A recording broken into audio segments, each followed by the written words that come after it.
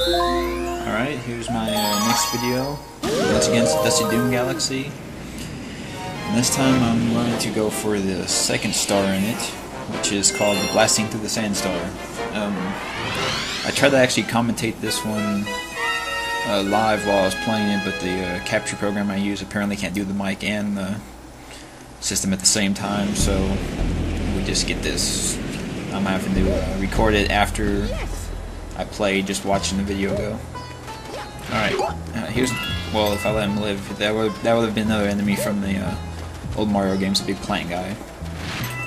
And here they try and set up an ambush, but they're set up in such a way you can kill them all at once, just like that. And this guy's a bit trickier because he's too tall to just jump on normally, so you have to kind of do one of the sideways jumps like that, or a backflip if you can get it to work.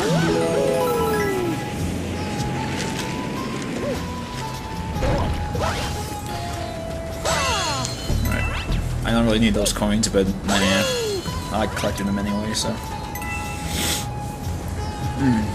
This part right here is really difficult to do on the screen I had because the perspective is just really weird. And you probably don't want to get hit by those rocks because the way that Mario recoils from hits on this game, you probably get knocked off that ring. Yeah, here's a way that the gravity works really weird. You kind of get slingshotted around that planet and then get fired off into the next one.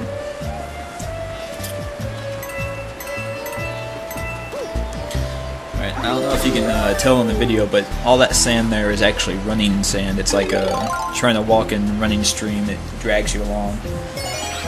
And this part here is a lot harder than it looks because it seems that the sand flow is designed in such a way to make it where you will float away from the direction that the star piece is at. So you kind of have to fight the current the whole time you're walking towards it without going too much, because then you start falling the other way with the sand.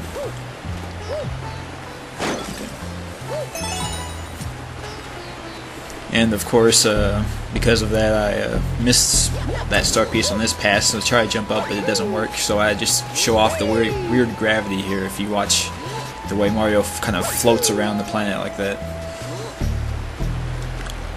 That's one of the cool things to do, is just to mess with the gravity and see how your jumps look whenever you do it on planets like this.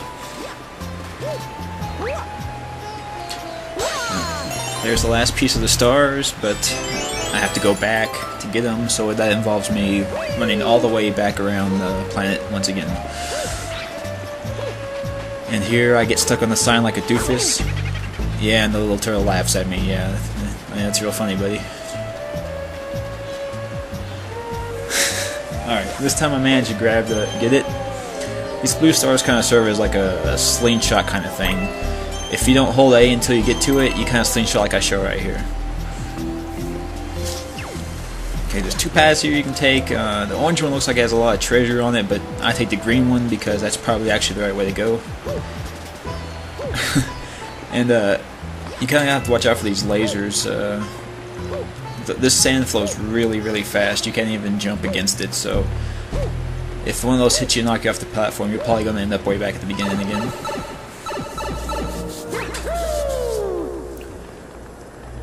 Okay, this is one of the weird things they added, where these ramps kind of actually make you change walls.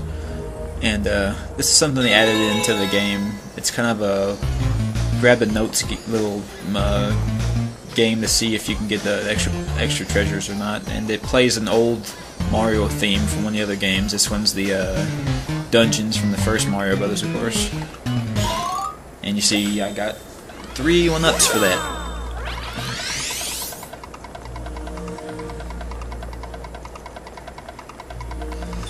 And it actually turns out here in a second on the next video I actually need those 1-ups because I die a lot. The next star was kind of difficult for me to get, just because, oh well, I'll talk about it in a video. Alright, here's something you have to really get used to when you start playing this game. Most of the time, if there's a curved surface going down into a hole, it's not actually a hole that you'll fall down and die, it's one that you can actually walk around. And alright, right now I'm avoiding these tornado guys like the plague. Like, I'm really afraid of what they'll do to me.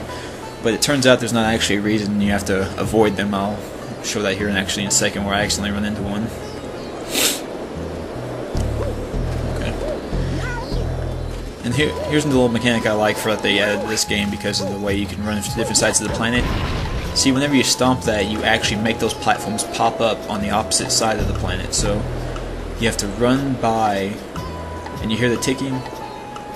That's a timer for those platforms to fall back down. So you have to kind of really hurry. And you see, I don't think those guys actually hurt you at all. I think they just act as tornadoes like in the first star. And here's me trying and really badly to try and get up there because I'm afraid I'm going to run out of time. And I almost did right before I grabbed the star. And, that thing was clicking pretty fast. So that's the second star in Dusty Dune.